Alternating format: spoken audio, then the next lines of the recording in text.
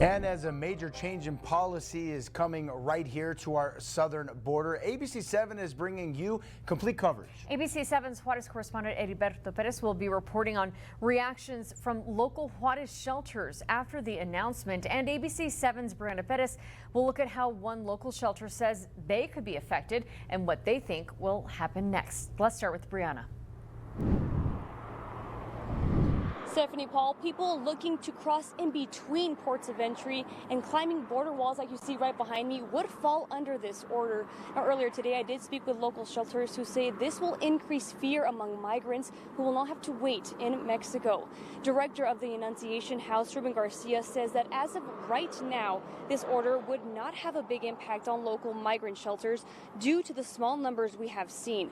But he says that could change if we start seeing those numbers rise.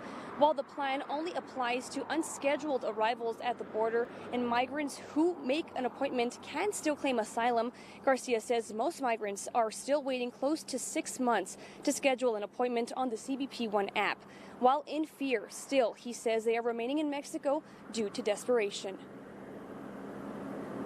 If you are a refugee and you're traveling through Mexico, you literally have a $ tattooed on your forehead because you are a prime target for being kidnapped, being extorted by gangs, cartels, because you're a refugee. And coming up on ABC-7 at 6, Y. Garcia says that he believes they will see an increase of children crossing alone due to this order. For now, reporting live from the border wall, Brianna Perez, ABC-7. Thank you, Brianna. Continuing our complete coverage, President Biden's executive order could also impact our region and the people who work with those crossing through.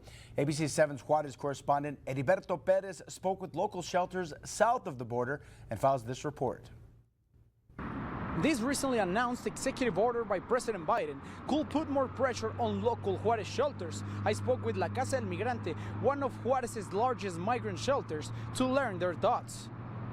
Pues creo que una de las cosas que nos puede afectar sobre pues es en el albergue, ¿verdad? Yvonne Lopez is a human rights coordinator at La Casa del Migrante. She said this new order will start affecting more local shelters because more migrants will be stranded in Juarez if the U.S. closes the border. Porque la gente ahorita en la actualidad no quiere quedarse en los albergues.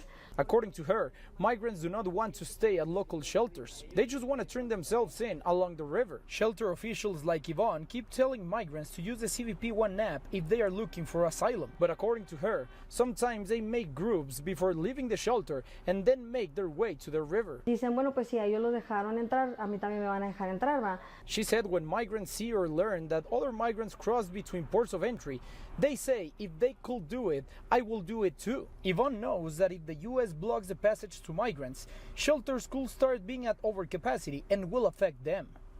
And Lopez de Lara also told me they cannot be prepared now because they don't know how the migrant surge will hit the border. But economically speaking, it could be a burden for La Casa del Migrante and other shelters in the city as well. Reporting in Ciudad Juárez, Heriberto Perez, ABC-7. And new at 5, Republican Texas Governor Greg Abbott issued a statement following President Biden's executive order. It says in part, quote, this executive order will do nothing but further an invasion into our country, inviting thousands of unvetted illegal immigrants to cross the border every single day. The president has lied about the existence of the border crisis, deflected blame to Congress, and now contradicts himself by issuing a feckless executive order months before Election Day. New at 5, Congresswoman Veronica Escobar also released the following statement on President Biden's newest immigration executive order. Irregular migration between ports of entry has been climbing over the last decade, well before President Biden was in the White House. The reality today is that many migrants arriving at our southern border are economic migrants whom our country desperately needs, but are unlikely to ever qualify for asylum.